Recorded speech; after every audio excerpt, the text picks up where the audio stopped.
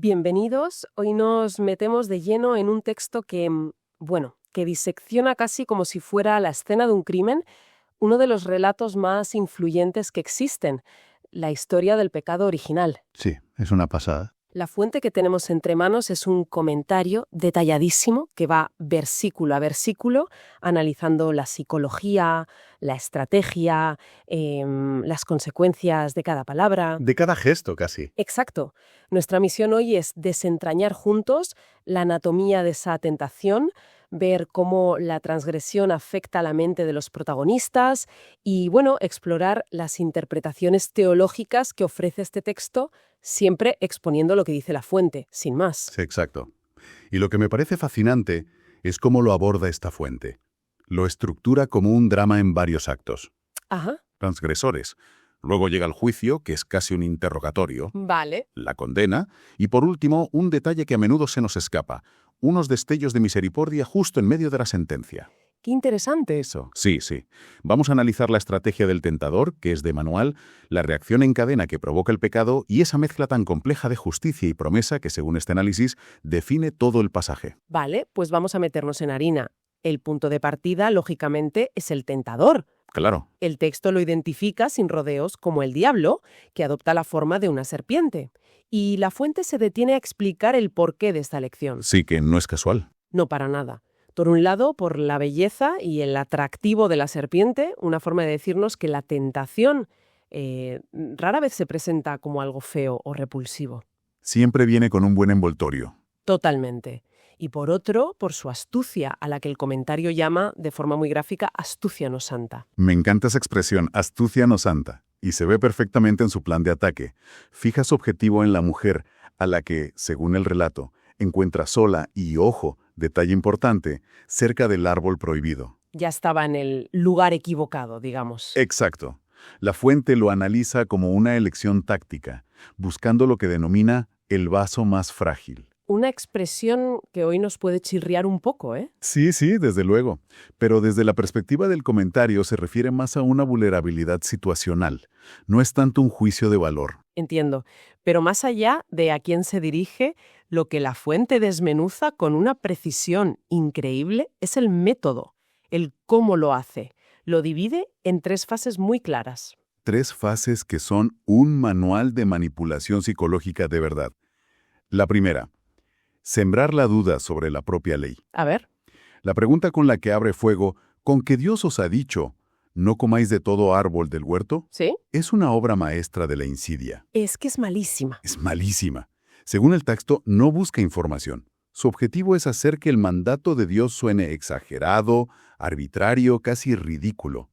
Tergiversa la orden, que era sobre un solo árbol, para presentarla como una prohibición total. Y así minar la confianza, claro. Justo. Es que ese patrón de 3 pasos que describe la fuente, primero siembras la duda, luego niegas el peligro y al final prometes el oro y el moro, es el manual de instrucciones de cualquier estafa moderna. Totalmente. Desde un timo por internet hasta, la propaganda política. Es una lección de psicología brutal. Brutal.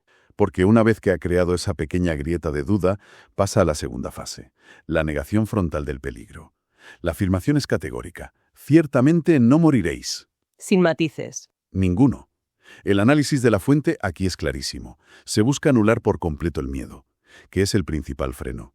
Es una promesa de impunidad. No te preocupes, no habrá consecuencias. Un mensaje que sigue funcionando a la perfección hoy en día. Desde luego. Y después de quitar el miedo, llega la traca final. La gran promesa. Exacto. La tercera fase es sugerir ventajas extraordinarias. Les dice, serán abiertos vuestros ojos y el golpe de gracia. Seréis como Dios, sabiendo el bien y el mal. Uf. Según la fuente, esto es un ataque directo a 2 flancos muy humanos. El descontento con tu situación actual y la ambición de ascender, de ser más. Pero es que hay un veneno extra en esa promesa. Sí, y es un punto que nuestro texto subraya con muchísima fuerza. El tentador no solo promete un beneficio, sino que además atribuye a Dios una motivación mezquina. Sí, es retorcido. Les dice, básicamente, Dios os lo prohíbe por envidia, porque tiene miedo de que os convirtáis en su competencia. La fuente lo califica de peligrosísima trampa. porque el objetivo último no es solo que coman la fruta. No, es destruir la relación. A eso es, destruir la relación de confianza con su creador. Una vez que la trampa está perfectamente montada, es que es casi doloroso leerlo porque sabes exactamente lo que viene después. La caída. Que de bola de nieve. Dice que Eva primero vio el fruto y le pareció deseable. El primer paso. Luego tomó la fruta, que ya es un acto de voluntad. Después comió y finalmente dio a su marido.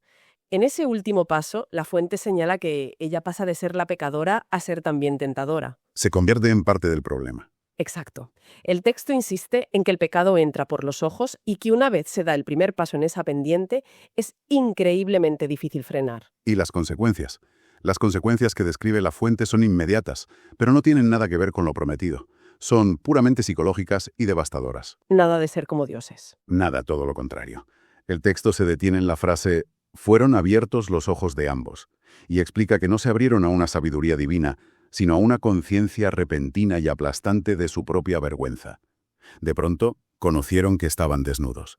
Pero el comentario va más allá de la desnudez física, ¿verdad? No es solo una cuestión de pudor. No en absoluto. Desde la perspectiva de esta fuente, la desnudez es un símbolo de una pérdida total de honor, de defensas, de su estado original de inocencia. Están expuestos y vulnerables. Y su reacción es intentar taparse. Sí, y su reacción inmediata, que es coser hojas de higuera, es descrita por el texto con una frase lapidaria. Un miserable recurso. Ostras, qué duro. Es un apaño, un intento frágil e inútil de ocultar su nueva realidad, de salvar las apariencias ante ellos mismos, porque ante Dios ya es imposible. Y justo después de la vergüenza, como una sombra, llega el miedo. El miedo, ¿sí? El relato dice que oyen la voz de Dios, y por primera vez se esconden. La fuente aquí resalta la ironía, que es trágica. Se les prometió ser como dioses, audaces, conocedores de todo. Y su primera reacción es la de un criminal. Totalmente. Un criminal que huye, aterrorizado por la misma presencia que antes era su mayor alegría. Es la bancarrota total de la promesa. Y eso prepara el terreno para el juicio. La confrontación ya es inevitable. Así es. Y la primera pregunta que Dios lanza es fundamental. Llama a Adán y le pregunta: ¿dónde estás tú? Una pregunta con mucha miga. Muchísima. Nuestro comentario es muy insistente en este punto. Es obvio que no es una pregunta geográfica. Claro, Dios sabe dónde está. Evidentemente, es una pregunta existencial, una llamada a la autoconciencia, es un ¿en qué te has convertido? Mira el estado en el que te has metido. Y la respuesta humana, como analiza la fuente, es la evasión. La evasión de la responsabilidad en su forma más pura. El echar balones fuera de toda la vida. Tal cual. En lugar de una confesión, lo que vemos es un intento desesperado de pasarle la culpa a otro. Adán no solo culpa a la mujer, sino que lo hace de una forma que salpica indirectamente a Dios. Es verdad. Dice, la mujer que tú me diste por compañera me dio del árbol. La culpa es de ella, y un poco tuya por habérmela dado. Es una jugada maestra del autoengaño. Y Eva, por supuesto, hace exactamente lo mismo. Sigue el mismo patrón. Cuando le preguntan a ella, su respuesta es, la serpiente me engañó y comí. Y aquí el comentario hace una observación que me parece clave. ¿Cuál? Reconoce que el engaño de la serpiente fue real y astuto, pero subraya que eso no anula la responsabilidad personal. Ah, claro. La decisión final de comer fue de ellos. Como dice la fuente, el tentador puede persuadir e incitar, pero no puede forzar la voluntad. Esa es una distinción crucial, ¿no? Porque traslada todo el peso de la historia. Ya no son marionetas engañadas, No. son agentes con capacidad de decisión. Y es ahí donde la tragedia se vuelve verdaderamente humana. Una vez que todo está sobre la mesa, aunque sea a través de excusas, llegan las sentencias. Y el texto señala un orden muy deliberado. Las sentencias se pronuncian en el orden inverso a cómo ocurrió la transgresión. Ah, fíjate. Se empieza por el instigador original, la serpiente. A nivel literal, se la maldice, se la condena a arrastrarse, a comer polvo, y se establece esa enemistad entre serpientes y humanos. Pero la fuente ve en esa sentencia algo mucho más profundo, un significado oculto. Muchísimo más profundo. Es en este punto donde el comentario identifica un giro teológico fundamental, lo que tradicionalmente se conoce como el protoevangelio. El primer anuncio del Evangelio, ¿no? Justo, el primer anuncio de la buena noticia. La frase «Esta te herirá en la cabeza y tú le herirás en el calcañar» se interpreta como la primera promesa velada de un redentor. A ver, explícanos eso. La simiente de la mujer, un descendiente, le infligirá al mal una herida mortal en la cabeza, y a cambio, ese descendiente sufrirá una herida, pero una herida no letal, en el talón. O sea que, según esta interpretación, en medio de la peor noticia posible, el texto ya está plantando la semilla de la solución. Es un giro de guión brutal. Es un contraste tremendo. La fuente lo conecta directamente con la idea de la encarnación, el sufrimiento de Cristo en la cruz, la herida en el talón, y su victoria final sobre el mal, el golpe en la cabeza. ¡Qué potente! Y después de esta promesa, llegan las sentencias para los humanos. A la mujer se le anuncian dos consecuencias. El dolor en el parto se multiplicará y su relación con el marido cambiará, entrando en una dinámica de sujeción. Que el comentario interpreta como una distorsión, ¿no? Sí, sugiere que el pecado distorsiona las relaciones, convirtiendo lo que podría ser una colaboración armoniosa en una estructura de poder. Y por último, Adán. Su sentencia parece afectar a todo lo que le rodea. Exacto. La sentencia de Adán tiene un alcance cósmico. La propia tierra es maldecida por su culpa. Ya no será un paraíso. No. Empezará a producir espinos y cardos, haciendo que el sustento sea difícil de obtener. El trabajo, que en el relato original era una tarea creativa, se convierte ahora en una lucha, una fatiga, resumida en la frase «con el sudor de tu rostro comerás el pan». ¿Y la consecuencia final? La consecuencia final y definitiva es la mortalidad física. Polvo eres y al polvo volverás. Se cierra el capítulo de la vida indefinida. Suena todo terriblemente sombrío. Sin embargo, el comentario insiste en que incluso aquí, en medio de este desastre, hay gestos de misericordia. Sí, y la fuente se esfuerza mucho en señalarlos. El primer gesto es sutil pero muy potente. Justo después de oír la sentencia de muerte, Adán nombra a su mujer Eva, que significa vida. Entiendo que la fuente lo interprete como un acto de fe, pero a mí, de primeras, me suena casi a ironía amarga.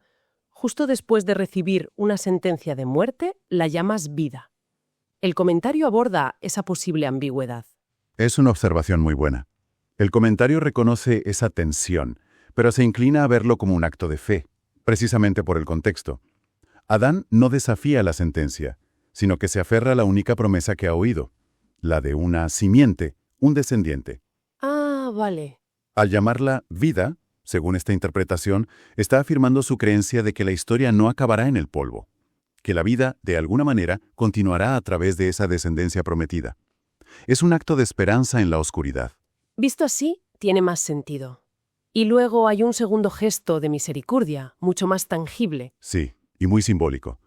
Dios mismo se encarga de vestirles. Ellos habían hecho esos delantales endebles de hojas de higuera. El miserable recurso. Ese mismo. Dios, en cambio, les confecciona túnicas de pieles. El comentario destaca el contraste. Las hojas son frágiles y temporales, las pieles son duraderas, una protección real.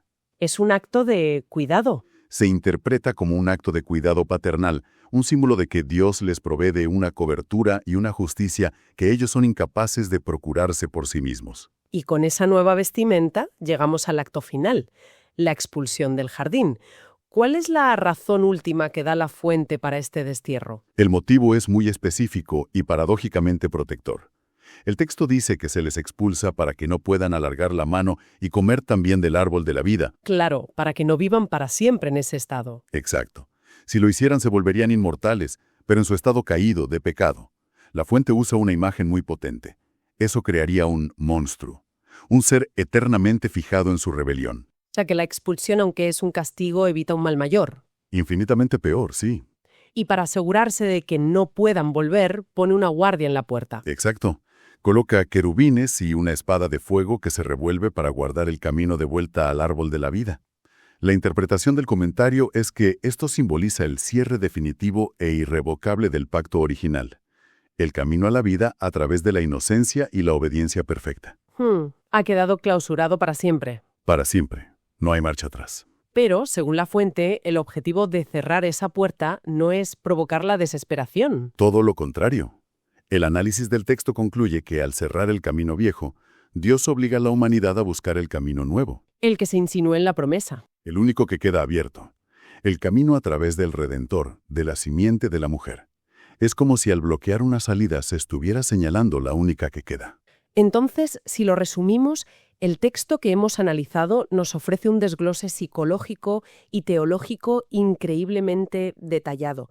No lo presenta como un simple cuento de un error y un castigo, No, para nada. sino como una exploración de la estrategia de la manipulación, de cómo el pecado afecta a la conciencia y de cómo desde el primer momento hay una promesa de redención entretejida en la propia sentencia. Y un aspecto que el comentario recalca mucho es ese paralelismo casi poético entre los elementos del juicio y los de esa futura redención. ¿Cómo cuáles? Pues mira, las espinas que brotan de la tierra maldita se conectan con la corona de espinas.